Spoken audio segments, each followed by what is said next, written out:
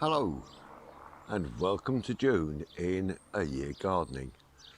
Well, I'm now in my next door neighbour's garden, and this is the area that I'm going to be using to growing some more vegetables, and so I'm going to be starting by doing some cleaning and tidying and getting everything else ready.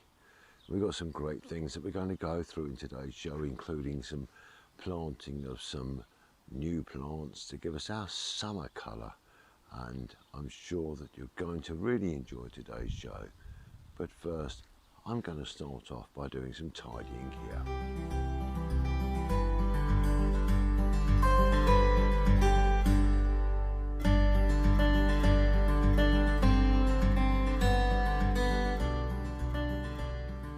Well, that's a good start. Started to clear the ground, and it's lovely soil, and we can clear this back, and we're going to start putting our first raised bed in this side. It's going to take me a little bit of a while to do, but while we've got this lovely warm weather, nothing better than being in the garden.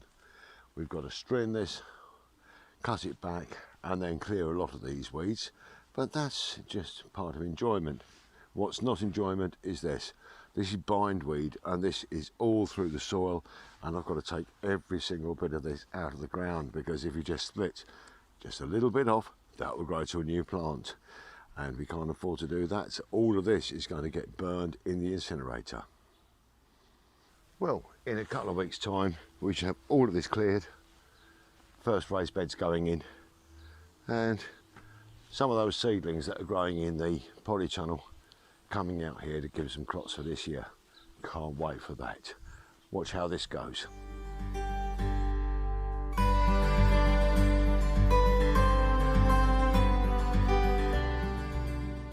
Well, hasn't the weather been strange over the last month or so? April, we had all of those frosts. Now we're into May, and we've got loads and loads of rain coming through. Nice sunshine in between, but a lot of rain as well. So I've come down into the polytunnel just to check on a few bits and pieces. And what I have got in here growing now, obviously, I've got some new plants. And in here, I have some lovely Osteospermum plants. And these are little babies. These are going to go out into the border in a week or so's time. Beautiful mix of colours of daisies, and they're going to be absolutely fantastic. I've also been bringing on some strawberries in here, because the garden is about a month behind really where it should be because of that cold April, and things that I would expect to have been in full flower now, like our honeysuckle and our early clematis, are still just in bud. So the garden's a little bit late coming through this year. But my first potatoes, they're coming through the ground nicely, and I've actually got some small peas now on my first crop of peas. So things are moving on as the ground warms up. Where I put my beans in, I'm afraid I've had a little bit of bird damage on a couple of those, so I'm going to just plant some more beans around those in the ground, so we'll get another lot growing through. Well, with my strawberries in here, I've got some old garden pots and containers which we don't use in the garden anymore, and things like the hanging baskets. I've got one here, and these are where I'm growing my strawberries inside at the moment. So all in all, even though the weather's not that clement outside, we can still do a bit of gardening. Well, just before I leave the polytunnel, I'd like to just show you also something else we've been growing in here, which is some lupins for the garden as well. And they're coming on nicely, and these won't be that long now until they're ready to go out into the garden. Absolutely beautiful summer plant, and I'm so looking forward to the beauty they're going to bring to the garden this year. One final thing to show you, these are the cabbages that I put in about 5 weeks ago, and they're doing rather well. The cauliflower's just up underneath the table at the end there. So all in all, I'm quite pleased with the productivity that this polytunnel is delivering for us.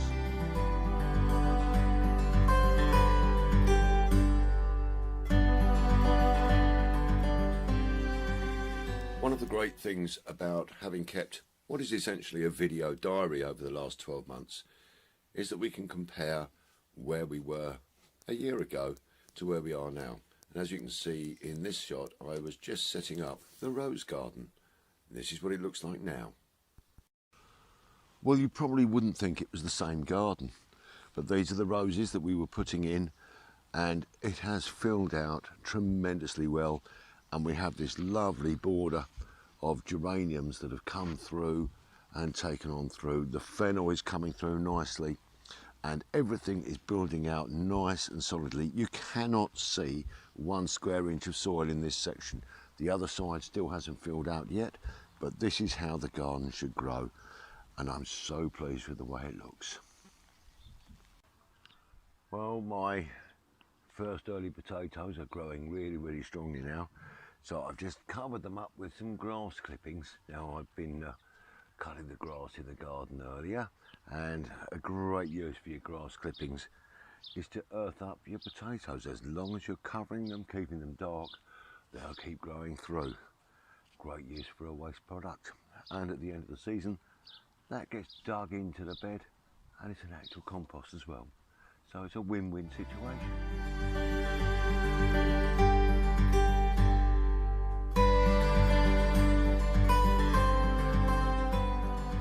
Well, hello and welcome back to the greenhouse. Now, when I'm planting my seeds, I tend to follow the weather conditions, and as you know, we had a very cold April, and the frosts nearly every night of the month, and the garden was really held back, and May has been wet and windy, but now we're about halfway through, 3/4 of the way through May, and I thought what I would do now, I'm going to actually get the seeds in that I should have put in April.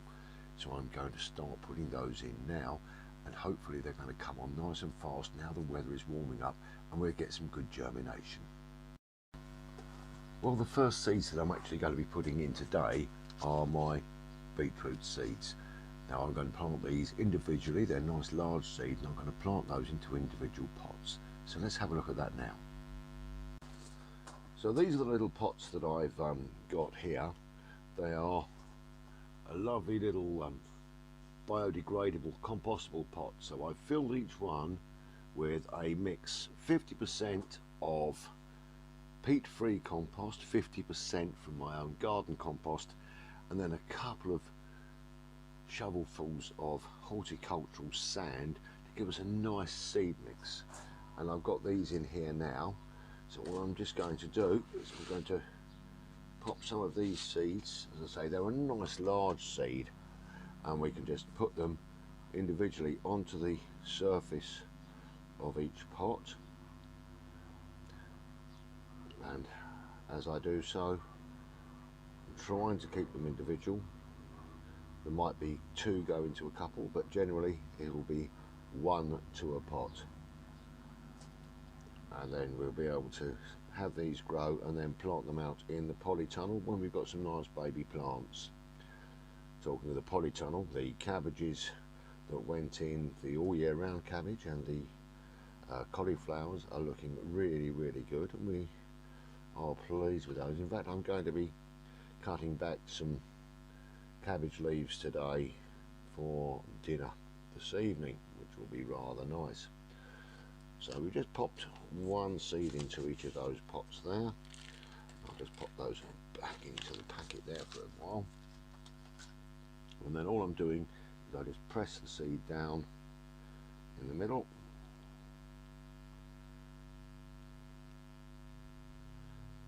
make sure we're going down around about 1/2 inch or so inside, and then we'll just spread the compost lightly over the top of those.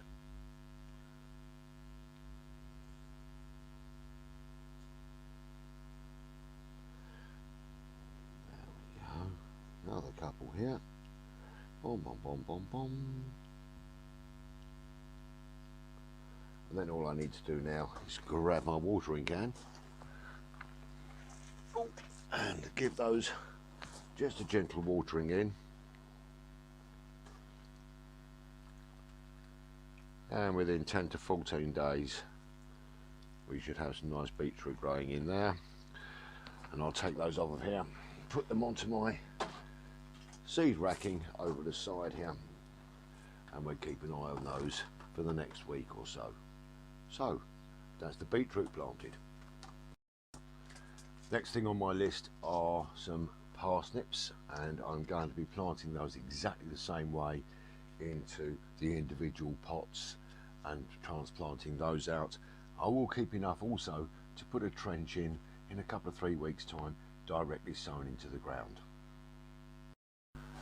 Now the only difference when I'm doing my parsnip seeds is that I will make the indentation in the pots before I pop the seeds in, because these are very, very light, wispy type of seed, so I want to make sure that they have their target area in the pots. First of all, we just grab the seeds, pop those into my hand, and you will see how very, very light they are. I don't know whether you can actually see those, but they're a very, very light blow away seed. So we're just going to pop those now individually again into the pot, see if I can get them in one, so hopefully I can.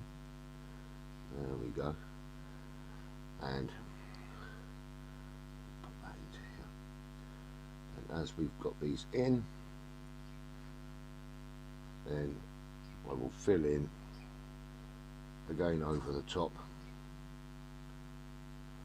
just by bringing the soil in lightly over the seed. And again, we're looking around about 10 to 14 days for germination on these. So there's the pots all watered. There's my label with parsnip. We'll pop that just into the back of one of those pots and put it up on the rack. Well, now I'm back in the greenhouse, and I've just taken delivery of this pack of giant plugs from Garden. These are hardy fuchsias, and there are 12 plugs in the pack. And I must say, if you're buying online, sometimes I've had plants arrive from certain online garden centres that are disgusting, smashed up, horrible. But the quality of these little plugs is absolutely superb. Look at that for a lovely plant. And I'm going to be planting these out now. And what I'm saying, I'd like to say a big thank you to Peter, who's the head gardener at Garden, for supplying such quality little plants. And it's my first place to go to for any plants that I'm buying these days. You can't always propagate yourself. You can't always grow from seed yourself. So if you've got to buy, and you're going to buy online, I just recommend Garden as a place to go. But let's put these into some pots. What I'm going to be planting these into, I've got some coir, some organic mix, and also some peat-free compost, all mixed up. And it's a little bit moist because the coir you expand with water, and I've been putting these into these pots. And all I'm going to do is I'm going to pop these plugs into these pots here, and then just top them up with compost. So just pop that in there. And I'm not going to overfill the pot, only to around about a millimetre or two above the top of the plug, just so that it's a nice firm sit for the plant. So you can see there, we're just fractionally above the height of the plug, and that's going to grow on over the next couple of weeks before we plant them out into the garden. Now I've got 12 of these which I'm going to be planting out, and let's just do that, and then we'll show you what they look like in the pots. Well, now I'm into the polytunnel where I've brought those fuchsia plants, and we've got those into their individual pots, and they're going to grow on in here for a few weeks until they root nicely, and then we're going to plant those out into the borders. And as they're a hardy fuchsia, all we've got to do is cut them back late autumn, and they're going to die down, and then we're going to have lovely plants growing again next year. What a great buy. Whilst I'm here, just on this side here, I've got my little geraniums. I've got New Guinea impatiens there, my Loopings at the back, Osteospermums over the side, they're growing, and quite a few of my perennials which are coming through. Obviously my cabbages and my cucumbers and my cauliflowers are going really well, and we've got radishes and we've got beetroot in pots ready to come out on this side. So all in all, things are looking great, especially when I look behind me and I see the lovely strawberries coming on my hanging baskets. Happy days.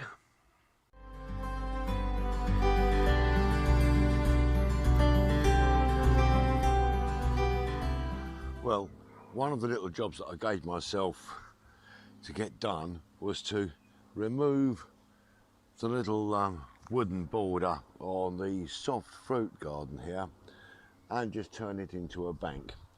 And so I've done that, and we're just going to just build that up maybe with a little bit of compost just to smooth it in, and then we can mow straight into the bank. And I think that's going to be a lot softer than having a wooden edge to this, and it's going to be easier to maintain as well. Now, that's one of the jobs that I've been doing, but here are a few things that you can be doing through the month of June. Well, now our tulips have finished flowering, so what we can do is just break off the seed heads from the top so that we can ensure that all of the energy of the plant is going down into the bulbs to create better bulbs for next year. Now, whether you grow your own from seed or cuttings, or whether you go to the garden centre, it's a great time now to pop out your summer bedding. And I've got these rather lovely impatiens which we're going to be putting around the base of the mound here. And as the days are warming up, don't let the seedlings dry out in the greenhouse.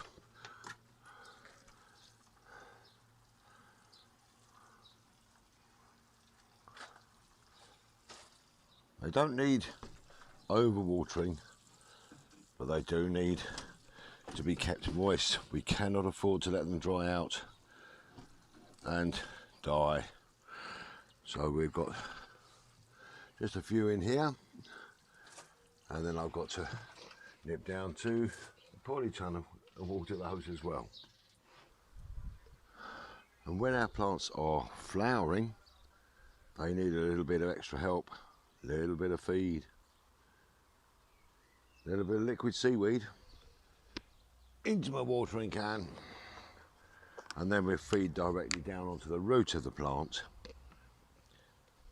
And when I'm doing this, I take the rose off the watering can, nice little mix up, and then feed right down to the roots, give them a nice drink, and we get round the other side as well.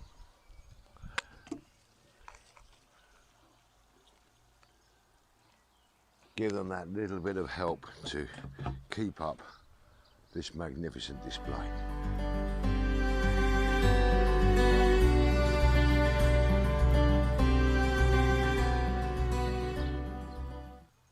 Well, that brings me to the end of this episode of A Year Gardening for June. And I hope you've enjoyed what we've covered today. We've gone through a fair few bits, and we are late this year.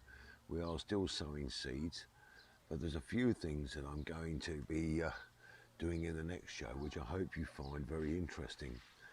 One of those is last autumn I took one tendril branch of a honeysuckle and I layered it, fixed it to the ground, and in the hopes that it would start to grow a new plant. Well, that's growing 2 or 3 new plants on there, and I'm going to cut that from the mother plant and pot those on to grow 2 or 3 new plants, and I'll show you that in the next episode. I've also been asked if I would do a section on weeds, bane of all of our lives. Now, I'm totally organic in my gardening. I don't use any pesticides, insecticides or weed killers, but I do use chemicals that you'll find in the kitchen, and I'll go through some of those with you in the next show as well, and hopefully you will find that of some use. But today I'm just sitting here enjoying the early June sunshine, and you can't get better than that. After the April we had with all of the frosts, the May with the rain and the winds, finally the good Lord has given us some sunshine to celebrate our gardens, and that is a real joy. And there's nothing better than being outside and having some fun in the garden. So, as I say, I hope you've enjoyed today. I do thank you for your company, and I do look forward to seeing you in the next show. But until then, I've got a little glass of ale, lager ale this one, not my normal thing, but I thought I'd just wish you all the very, very best. So stay well, stay safe, be kind to each other. Happy gardening. Cheers.